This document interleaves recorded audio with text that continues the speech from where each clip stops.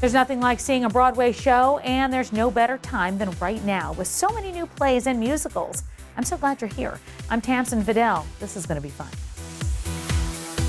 Broadway is about to get turned upside down. A Stranger Things prequel is on Broadway this spring. It takes place 24 years before the start of the smash Netflix hit. Stranger Things: A First Shadow stars T.R. Knight and more. We had a chance to chat. Let's talk about this because this show is, I heard, technologically spectacular. Can you talk a little bit about it?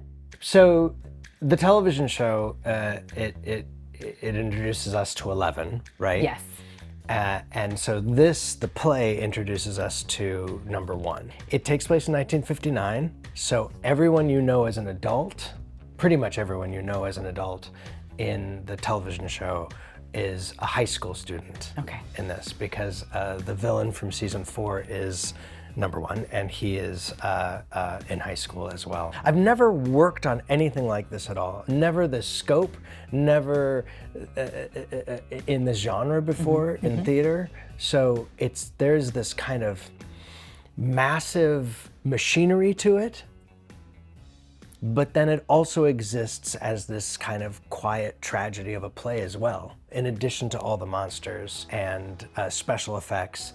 And the special effects are just enormous, and so much so that I didn't really understand them until I just had to physically see them in person. Right. Yeah, and I just really, it did not. Then it clicked. But then some of the special effects are so simple and so, involve a string and a piece of cloth, and so it has both of that, highly technical, cutting edge kind of element to it, and then some old-timey magic as well. Audience response, because you have obviously people that have never, not familiar with Stranger Things, and then you've got the people that are, can't wait to see what's next, what happened before, I guess. It's easier for me to hear. This weird thing happens when I'm on stage. I can understand response, obviously, because these are still working, but just the level and stuff, I just don't know, because I guess my focus is elsewhere. Sure. But when I'm off stage, I can hear it, and there are some scary moments that, you definitely, the reaction is quite, intense. But I think, and every audience is different because they all have their own personalities, in a way. So some you really, some you feel like they are avid fans, and a certain character will get a cheer. But they've all been great. We're celebrating another huge opening night on Broadway. It's the Broadway premiere of Floyd Collins at Lincoln Center. It's a story of a cave explorer who gets trapped underground in 1920s Kentucky, sparking the very first media circus. If you come to the show, bring your heart and bring tissues and bring your love for theater, your love for the people around you. It's a show that it's like very life affirming, even though it's a show about a man who's sort of dying. It couldn't be more hopeful at the end, which is kind of really lovely. And the music is gorgeous. This cast is incredible. It's unlike anything that's on Broadway right now. It just never does what you expect it to do. It never goes to it never resolves to the chord you think it's going to resolve to. And it's really fun to sing. It's really challenging, but I love a challenge. It's remarkable. I mean, it's such an emotional experience for us. So to feel the audience there with us, after really getting to the heart of it in the rehearsal room in this very intimate way, and then allowing it to breathe not only in this theater but on one of the biggest stages in New York City, that has been so amazing to kind of send it out and to feel that energy given back to us. It's amazing. The cult favorite TV series Smash now open on Broadway. The long-awaited musical stars Robyn Hurder and more. Let's send it out to Paul Wontorek. Robyn, I'm so happy to see you. I'm so happy to see you, always. Broadway's happier when you're here. And you're here a lot. Yes, I'm very fortunate. You've had an amazing career, and I can't wait to talk to you all about it. We're right here. This is the Ambassador Theater. This has been sort of a little creative home of yours. Talk about your relationship with Chicago, because it's a long, kind of complicated relationship. It's been about 17 years, I think, off and on, which is wild for me to say. It's always been my dream show.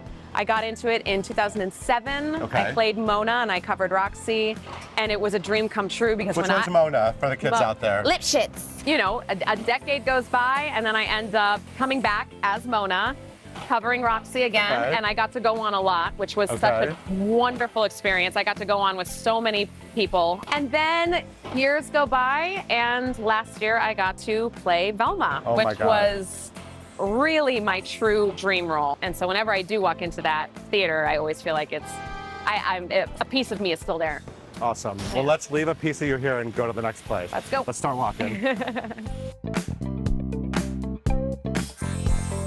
Robyn, we're at the Lena Horne. You Horne. may know it as the Brooks Atkinson. Correct. Back in 2007, 8, last time I was here. I remember I was there opening night of Grease. You were Marty. What was it like backstage? I mean, you're doing Grease, obviously. It was chaos. It was the best kind of chaos. We were just children. I mean, you'd already been on Broadway at that point, but this was sort of a It big was my moment. first principal role. I was like, wait, this is proof that I am doing it. I'm actually Yes. doing it, and I'm going to get to originate a principal role in a revival, and it was really, really magical. Robyn, we are at the, if I don't turn around, I'm not even gonna know the name of this theater because it's changed so many times. It really has. I think it's called the Lyric now. It's the Lyric. Theater. You made your Broadway debut here almost 20 years ago. Yes. So you were in Chitty Chitty Bang Bang. I was. Big hit from London. It was a huge hit from London. The car flew. The car flew. Sometimes. Sometimes the car flew. And it was definitely those moments where the car always broke down in the first act. And that means you can't just leave. They're like, if the car breaks down the first act, we're gonna wait and fix it, because if we cancel the show, then they have to return all the money, the tickets to the people. So we had about 6 or 7 moments where we had some really long nights. But when it did work, it was really, really magical. It was magic. magical. The night I went, it was magical. Yeah. This is the Broadhurst. I love the Broadhurst Theater. I feel like we were just here. Literally, we were doing our thing here. Because you were fantastic in Beautiful Noise. You were Thank you. forever in Blue Jeans, not today. What was that show like? It was very special. What's really amazing about the show is it was the first time it's like, all right, I get to play like a leading lady. Yeah. I get to sing You Don't Bring Me Flowers. When on earth would anyone ever say, you know what, Robyn Hurder should sing You Don't Bring Me Flowers?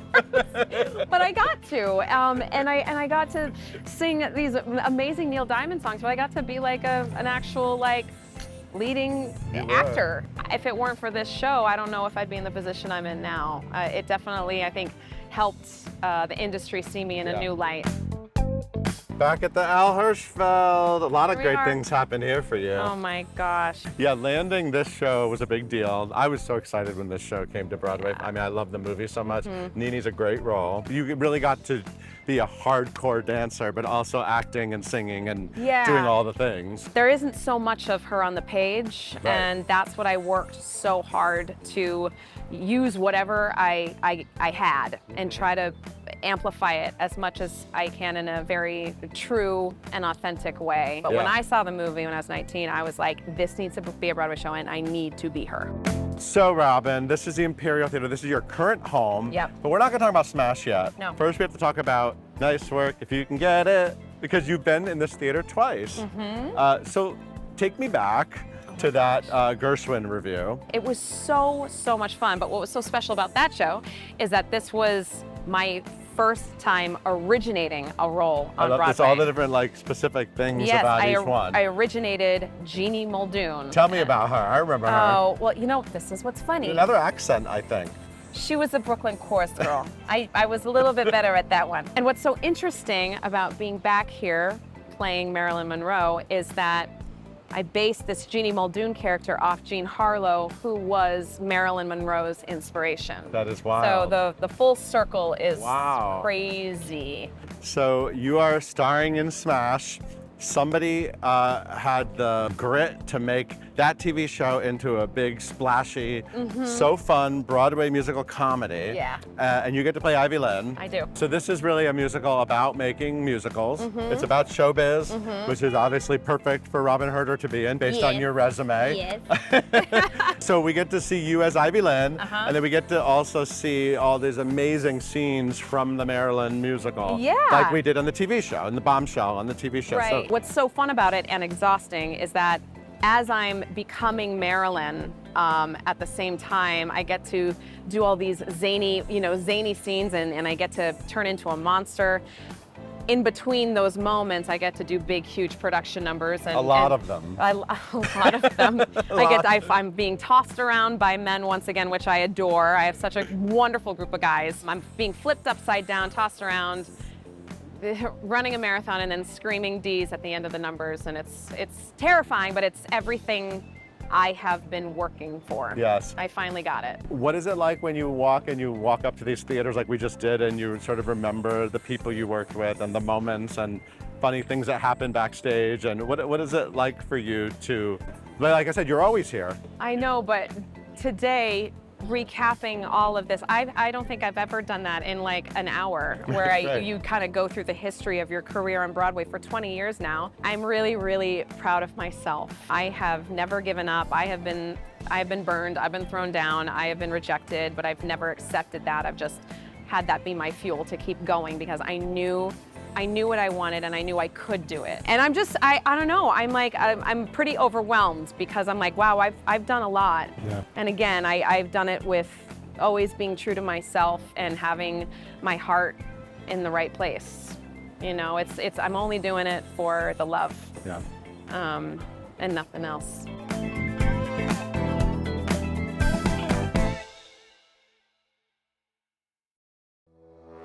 Chicago continues to razzle-dazzle on Broadway. Ashley Graham making her Broadway debut in Chicago. The model, entrepreneur, and influencer is known as a trailblazer for curvy women, and now she's taking on the role of Roxie Hart. I'm doing something that's totally out of my norm. I'm not on a runway, I'm not in a photo shoot, I'm not talking on live TV, I'm not investing, I'm going to be on a stage with a live audience, and I think like that to me is just riveting. It's outside of my comfort zone. I'm having these insanely vulnerable moments with people that I've just met who their arms are wide open, and they just want me to have a good time and have fun, and I've really felt the love. I'm like, ooh, I'm a fussy girl now.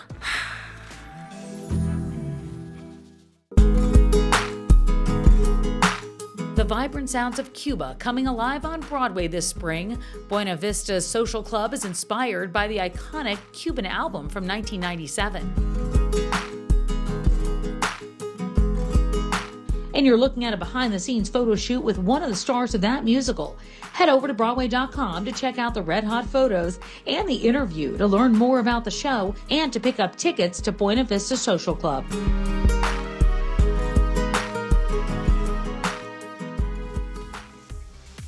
Bottoms up, Broadway audiences are totally drinking the potion for the new musical comedy, Death Becomes Her.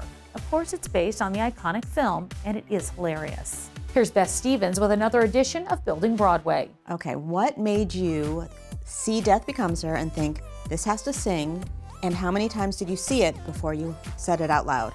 That's a very good question. It does start with a musical number. Yes. True. Yeah. When it was suggested, it was an immediate, like, oh, absolutely, this is a movie that sings and would lend itself perfectly to a musical. I was obsessed with the movie forever. I watched it in college on rotation, on Halloween and every other day.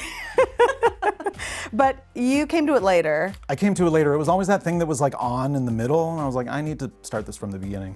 But I've always loved Zemeckis and Silvestri, who did the original score, and it's just so over the top. It's all, the movie's already larger than life. It's got love, death, and betrayal, and magic, and all the Very things operatic. that, like, yeah. It's a really fun game. It's something I love about a movie musical adaptation. Like, I love sitting there with a notepad, watching a movie and going like, that moment could sing. That moment, that makes sense. They break out into song. It becomes like an assignment. And how do we do something without copying it or just putting it on the stage? How do we really like interpret it? Like, yes, Death Becomes Her is based on the myth of Ernest, Helen, Madeline, and Viola. And that's the movie interpretation of that myth. And now we're going it's been handed down through the ages. Yeah, generations upon generations, yes. Yeah, the walking undead. Did you see her when she saw us? I could feast on that for days. She was jealous, green with envy when I said my fiancé. You have comic geniuses. You've got Megan Hilty, Jennifer Samard, and Christopher Sieber. Yes. So Tell me what they brought to it that maybe you didn't see before they took on these roles. When you're writing it without the actors, you're just like designing an outfit on a mannequin. You know what I mean? And you might have an idea of what you want it to look like and how it's gonna look, but then you have someone who's like, this is uncomfortable. This feels a little weird. You know what actually feels great on me and my voice? This type of comedy, this type of musical range, you know? So once we actually had the model to build off of, I mean, we wrote so much better. When we're adjusting things for once Megan joined us, like we would watch YouTube videos, we would watch clips of her, you know, singing They Just Keep Moving the Line, or so, you know, these things where like when she hits that rich point in her belt, and then we go, why would we not write towards that? And musically, like Michelle, we have Michelle Williams. Exactly. Yeah, for real. Like Destiny's Child. Her on a bridge when she flies like the Survivor bridge. We take that exact tone and those things and you go, let's find a way to do our, you know, version of whatever can like make her stand out. Mm-hmm. We knew we wanted certain things and we had certain ideas of how a moment might play. And then you have like Jennifer Simard coming in and making a choice that's smaller and more delicate and a little stranger. And then you go, oh my God, I would not have thought of that. Well, they bring surprises. You know, if we're writing it for 2 or 3 years, we're not surprised by anything because we know it backwards and forwards. Right. But it's suddenly fresh again. Tools check, booze check. Now go upstairs and reattach that neck. Then off you go, and no one will know that the women are dead, but they're alive. So for people who maybe haven't seen the show yet, what appeals to you about the material and how do you describe it? It's kind of unapologetic. It's just a fun, funny night. Yeah, it's a roller coaster. Like we love the feeling of like you strap in, you go on the ride, and it's just like it just hits you, and it's so rich and stimulating and grand. And I think it reminds us of, it's like a tribute to the old classic big musical comedy. I love the big voices. It's not trying to be put in any kind of box. It's a little bit of everything. Who cares about all my old boyfriends she stole? That won't happen this time, 'cause I'm in control. I found my true love and I finally feel whole. It's all in the past, I won't dwell in, 'cause everything's coming up.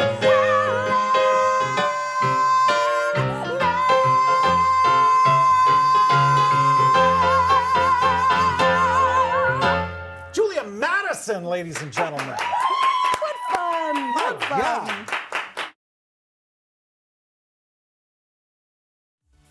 Maybe Happy Ending has taken Broadway by storm. Critically acclaimed, totally original, visually stunning. Starring Darren Criss and Helen J. Shen. This one's got it all. Robots in a rom-com with a whole lot of jazz. Here's an exclusive musical performance from the Broadway.com studio.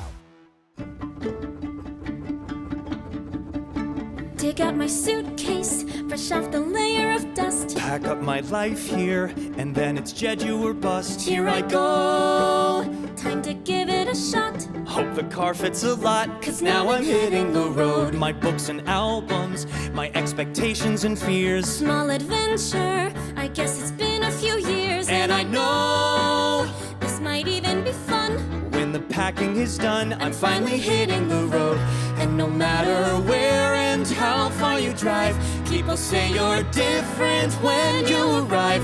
Underneath an unfamiliar sky, will my old concerns no longer apply? Pick up my suitcase, it's got a decade of heft. Go make it count now, enjoy the time you have left. Here I go, tell me I'll be okay. By the end of today, I'm Finally hitting the road.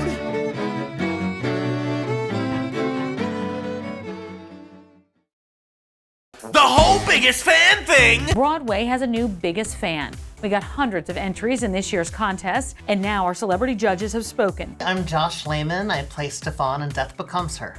Hi, I'm Jasmine Amy Rogers, and I play Betty Boop in Boop the Musical. Hi, I'm Helen J. Shen. I play Claire in Maybe Happy Ending, and we're here to judge Broadway.com's Broadway's Biggest Fan Contest. They got to see so many of you show off your love for Broadway. To cry in a theater with those you just met. So here's what's at stake: round-trip airfare, hotel accommodations, 2 tickets to 3 Broadway shows, 2 invitations to the Broadway.com Audience Choice Awards, and a lot more. Pop on over to Broadway.com to see the celebrity judges vote and find out who won our Broadway's Biggest Fan contest. Let's go. And the winner for Broadway.com's Broadway Biggest Fan competition is... That's going to do it for us, but for tickets, or if you want to check out extended cuts of all these interviews, head over to Broadway.com. I'm Tamsen Fadal, and this is The Broadway Show.